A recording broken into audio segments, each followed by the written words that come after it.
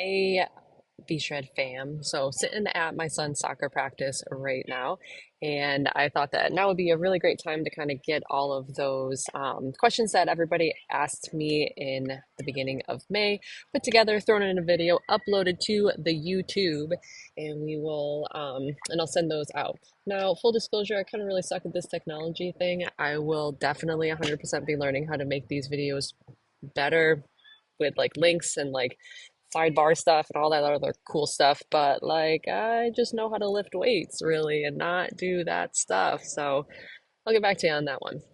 So I'm just going to read the question and I'll give a short, quick answer. And then what I'll do is I'll put the questions down in like the description as well. And we'll do one of these each and every single month. So first question here is, what is the main focus with macros hitting the calories or sticking religiously to the numerical number of proteins, carbs, and fats? Because I've been eating more protein than recommended and more carbs, but staying within my calorie range. So this is actually a really great question, especially for once you are ready to kind of like fly and be out on your own. The biggest thing is calories, to be honest with you. Now, everybody has a certain amount of like carbs, fats, and proteins that are going to work best for them. However, that's still within a designated calorie range. So sometimes, let's take two people and say that they're eating 2,000 calories just to make it nice and simple. Now, person A could do really well on like moderate protein, moderate fat, and moderate carb, like more of a balanced approach. While person B might do better at like high protein, low carb, high fat. Both are eating 2,000 calories though. Both are going to have results if those are the correct macros for them. And if they deviate from that within those macros, as long as they're hitting their calories at the end of the day, that's the important thing. Now, within that, all of you have heard me like numerous times talk about hit your protein goal, hit your protein goal, hit your protein goal. That's always the very first thing that we want to focus in on. After that, we want to make sure that we have enough fat in our body and in our diet because fat really helps with hormonal health. Probably the most important thing is hormonal health and regulation. And then from there, you can kind of fill in with carbs. But if like one day you are supposed to eat, 70 grams of fat and 200 grams of carbs, and the next day you eat 90 grams of fat and 120 grams of carbs, but you're still staying in that calorie range, like you're good to go. It all very much depends on what works best for your body. Next question. Do I need to replace calories burned after my workout since I eat all my calories throughout the day? Great question as well. This one I get from actually quite a few people, and the answer is no. We do not eat back the calories. So when I get you as a client, I take all of your demographic information, so your age, your sex, your weight, your height, your activity level, how many days a week you're going to dedicate to fitness, and I also factor in like where you are kind of in your, I guess, lifespan. Like things I do for my 25-year-old clients are very different than how I factor calories for like my 85-year-old clients. Now, um, we take your all of those things: age, height, weight, sex, activity level, and then purposeful exercise, and we calculate your magic number for you. Everybody has a set number, which is called your BMR, your basal metabolic rate. That is the amount of calories that your body needs just to like survive throughout the day. Like if you just literally Netflix and chilled for the entire day, that's a certain amount of calories, and you didn't get up, you didn't move, you didn't do anything. That's the amount of calories that your body would need to be able to just like perform its everyday functions. Then we factor, I figure that number out. Then I factor in your activity level, like your daily activity level. So that's that spot where you're talking about if you like work in an office or you're a teacher or you're a construction worker. All of those things burn calories throughout the day as well too. So we factor that in. Then we go and we factor in how much exercise you're going to do. Typically, I usually use about like 100 calories per 20 minutes of exercise or so, give or take. It kind of depends a little bit on if they're doing cardio versus strength training. But I factor in approximately how many calories you would burn during a workout. We have that magic number. If we're in a deficit, meaning we're in a cut, we're trying to lose weight, we go slightly below that. Now, you don't want to add the calories you burn during your workout, because now we're going to be adding extra calories above what I already factored in for you. So if I already factored in for you that you're supposed to eat 2,200 calories each day, including and factored in those workouts already, and you're like, hey, Alicia, I just burned 400 calories, which, like, spoiler alert, all of those things are trash. None of them like accurately measure calories at all. Like, the only way to really accurately measure calories is if you are like exercising in like a calorie counting like chamber, like a hyperbaric kind of chamber thing, or you wear like the Polaris, like the polar like chest straps and stuff. But if you're like, hey, Alicia, just burned 400 calories during that like rockin' workout that you made for me, then um, and you're like, I'm going to eat those back. Well, now say that your calories were supposed to be 2,200 calories, and I already planned on you burning X or eating X amount of calories, but now we're really eating 2,600 calories. So now we're over that kind of limit that I kind of figured out for you. So long story short is that we don't eat back the calories that you like burn during exercise, because one, we've already factored in for your exercise, and two, if you're in a deficit, we don't want to add those back in. Let's see. Um, uh, Question number 3. You hear over and over to have a protein shake right after a workout. Is this true? And if so, how do you make it fit into the program? So here's a little fun tip. That whole anabolic window that you probably heard of when you were younger, where they're like, oh, you got to eat within 10 minutes of working out or you lose your gains, or you're like, you would know people that were like eating in the locker room or to like make sure they hit their anabolic window. So anabolic means building. So you work out, you break your body down, put food in, build your body back up. That has been disproven like completely. Is it good to have a shake after your workouts? Absolutely. If you're hungry, like get it in. If you also have trouble getting your protein intake in during the day, then you're going to want to have a shake after your workout too, because usually you're a little bit hungrier, probably a little bit thirstier, because we all suck at drinking water. And that's just like a quick way to get like 20 to 40 grams of protein in real quick without even like having to think about it. So, like, yes, have one after your workout if it helps you reach your protein goal. Are you going to have any other significant gains if you have it like 10 minutes after your workout, or 30 minutes, or 2 hours after your workout? No, it's like splitting hairs. It's not going to make a big difference. Now, also, too, especially the program that we use to create your meal plans, it's very hard for me to just manipulate protein on its own. For the most part, everybody can add in an extra protein shake during the day. Protein doesn't get stored as fat, it just goes right to your muscles. So if you're a little bit higher in your protein intake and your calorie intake for the day, it's just going right to repairing and rebuilding your muscles. So don't stress if you don't have your protein shake right after your workout. You can just have it whenever like works best for you. Let's see. The second part of this question is, can you swap day one from the first diet plan with day one of the second plan, and so on? And the answer is, it depends. Now, here's like the thing you guys are going to get really mad at is I say it depends a lot, because it does. It depends.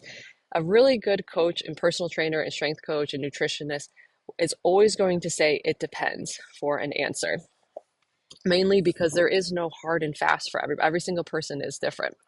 So if your calories have stayed the same, we're sticking with the same style plan, so like keto or carb cycling or a balanced approach, then yes, you can you can use meals from previous plans to kind of like enhance the variety and be able to kind of switch things up a little bit. I highly, highly recommend that, because it can get a little monotonous eating the same thing.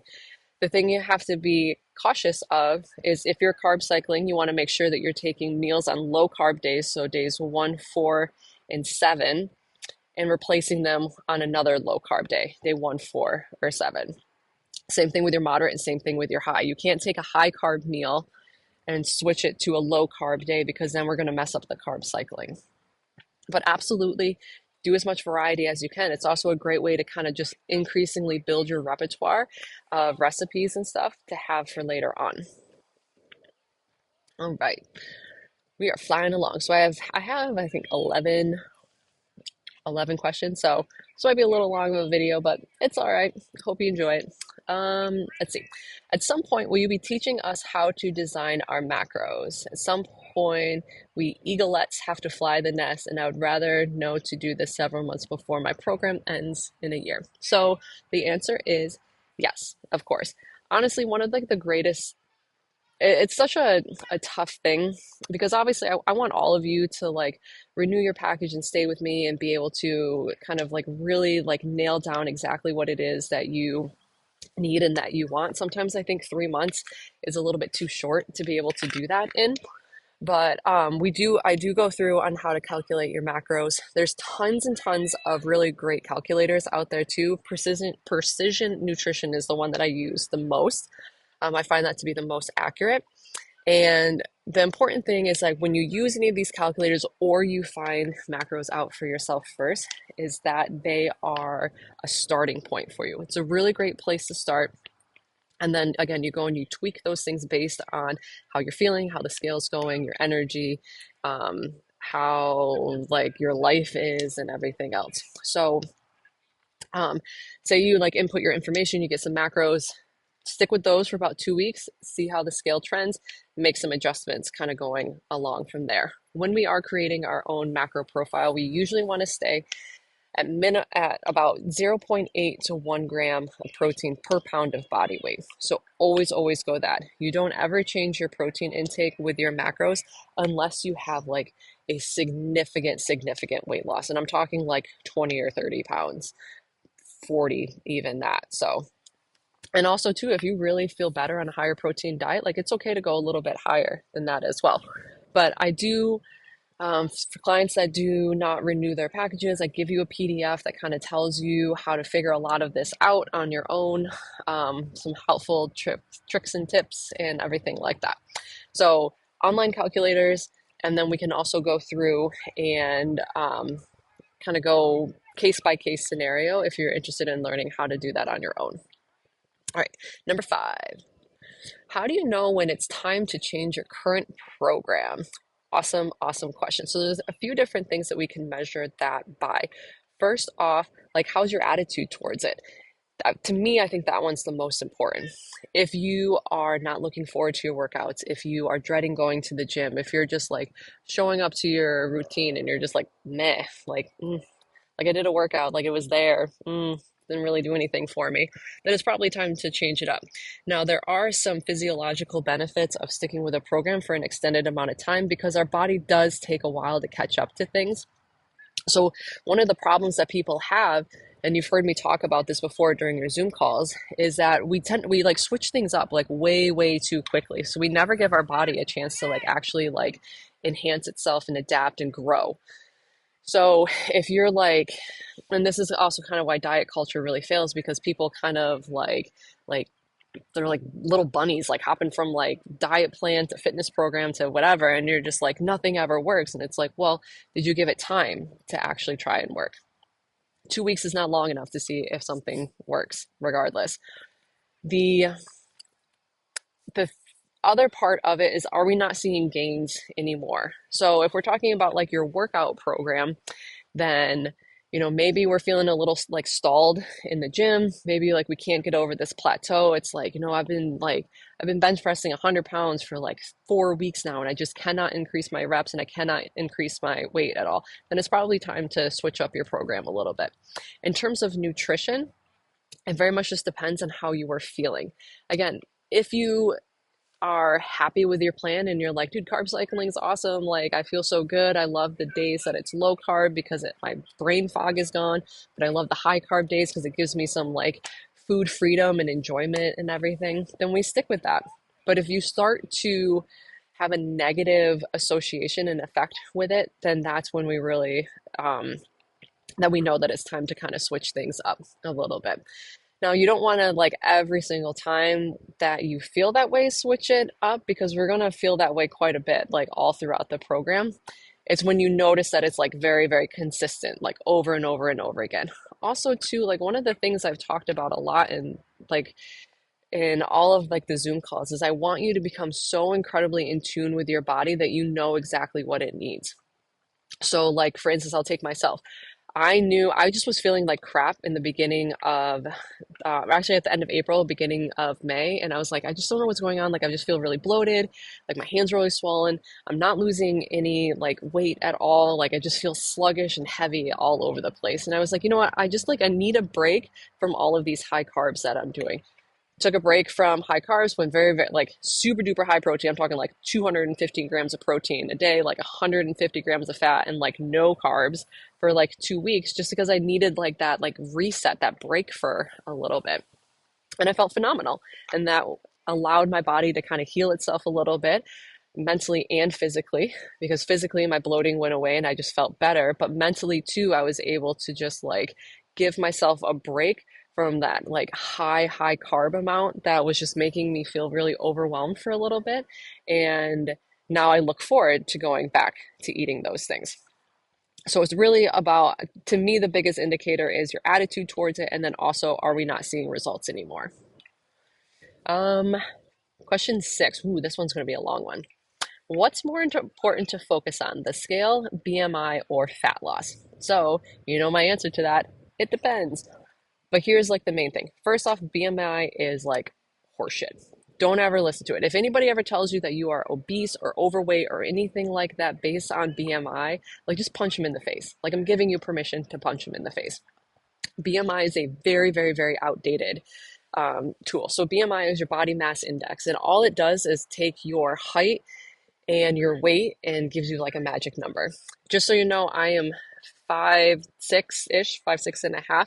I weigh about 170 pounds, like 170. Right, I flirt between like 168 and 172 or so. And I am classified as obese type 1 on the BMI scale, because BMI only takes into account your weight. It does not take into account your body fat or the amount of muscle that you have.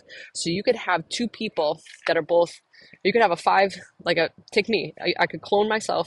I could be a 5'6", 170 pound Olympic weightlifter like I am, or I could be a 5'6", 170 pound, just like couch sloth, and we would have the same exact body mass index. So it takes nothing into consideration to like your lean muscle tissue, your body fat percentage, or any of that. So just don't even go by BMI at all. In fact, like just like rip the posters down in the office. The scale, again, only measures mass. So it's kind of similar to the BMI scale, where it's like you step on it and it just measures like what you weigh, and that's it. It does not know how much lean muscle tissue you have. It doesn't know how much water you're holding inside your muscles or outside your muscles. Doesn't know how much fat you have. It just purely measures the amount of force that you're putting on the earth. And the reason why I don't typically like to really go by the scale is because, like, I could chop off one of your legs and then the scale will go down. Like, is that what we want? Like, it's just measuring mass at that point. It's really not taking into consideration anything else. I cannot tell you the amount of clients that I've had that thankfully have trusted me along during this process, and they spend 3 months and they've only lost 5 pounds, but they look like a completely different person, which leads me to fat loss or muscle building is the most important thing to focus on. Because again, you can be 5'6", 170 pounds and be 60% body fat, or you could be 5'6", 170 pounds and be like 21% body fat, and you look like two totally different people, completely different people. So that's why we do photos and we do measurements. Those are the things that I'm going by the most. I'm looking at your photos from month to month, those of you that remember to upload them. So I'm calling out you guys that don't upload them. Nobody sees them but me, I promise.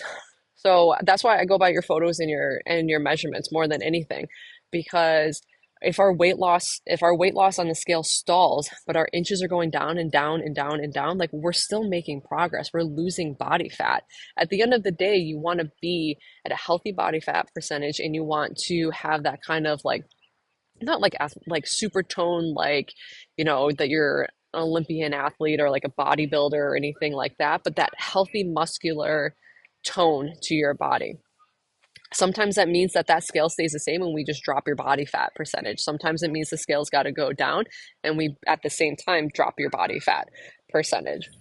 So to me, the only thing I really care about, and I wish that we had a way to really measure body fat percentage, is your body fat percentage. Because things like type 2 diabetes, certain cancers, heart disease, stuff like that, like it doesn't care about how much you weigh, it cares about your body fat percentage. That's what's going to get you. So I just had a conversation actually with one of my clients, and she's going to know who this is as soon as she's talking about the as soon as she hears me talking about this. But the really big thing is like I want all of you to just focus on getting strong, getting healthy, and building as much lean muscle tissue as possible. The reason for that is when we focus on those things, we have to take care of ourselves. When we take care of ourselves, the secondary effect is that we have fat loss. A lot of times I feel like people kind of sort of fail with their fat loss because they're so hyper focused on like I got to get that scale down, I got to get that scale down, I got to get that scale down. And like the message I sent out a couple of weeks ago, like you lose sight of like the bigger picture there. Maybe you are going to the gym more than you ever have before. Maybe you increase your back squat weight or like your bicep curls to like up to go up like two different dumbbells. Maybe you're sleeping better than before. Your skin has cleared up. Like all of those things, you're just like you're feeling strong, you're feeling empowered, and like you like are noticing like, when you walk past like a car, you're like, yo, I got a bicep here, I got a little bit of like tricep definition and stuff. That's the stuff that we're looking for because when you focus on those things, the fat loss is just naturally going to happen because you can't build muscle and you can't get strong and healthy without taking care of yourself. Do you catch my drift? Hopefully that's this is something that I struggle with too. Like people think that like being in like a diet, like a calorie cut is the hard thing. And really the hardest thing is when you're in maintenance, when you kind of reach that like we'll say goal weight or whatever, and you now like you're not bulking, but you're not cutting, you're kind of just staying stationary, but you're still like having some body comp changes and stuff. Like that's the really hard, frustrating part to kind of be in. But in respect to this question, what's more important to focus on, the scale, BMI, or fat loss? The most important thing to focus on is building lean muscle tissue. We don't have an obesity problem in this country. We have an under muscle problem in this country. And the reason it used to think that like people who were obese like had more muscle tissue underneath them because they were having to like carry that weight around. And MRIs like show that that's completely false. And we know that when you have a solid amount of lean muscle tissue, your body fat percentage is going to automatically be down. It's going to be lower anyways. For men, that really healthy range is like right around like 20% or below. Women, we like to be right about 27 to 20% because we need to stay a little bit higher because men can't have babies. They can't handle that stuff. We know that. We know they can't even handle a cold. They can't handle having babies. So we got to carry that extra like body fat percentage on us so that we can have all those babies and stuff. Frustrating thing, but that's a whole nother different topic for why women's body fat percentages have to stay higher. But anyways, the the main thing that we want to focus on is just development of that muscle. All of those other things will happen naturally. Insulin regulation gets better, your heart regulation gets better, your risk of like all cause mortality of certain cancers, heart disease, even your brain health. The more lean muscle tissue you have, the better your brain health is as well. There's a lot of really new, and I don't want to say exciting because exciting makes it sound really bad, but there's a lot of research out there right now that is showing that they think stuff like dementia and Alzheimer's is actually like type 3 diabetes. So it's a type of insulin regulatory like issue that we're having in our body that's causing kind of all these cognitive declines and stuff. So that is like really new and emerging things. And as somebody who has Alzheimer's and Parkinson's that runs in their family, I am like staying on top of this stuff because that stuff scares me. So next one.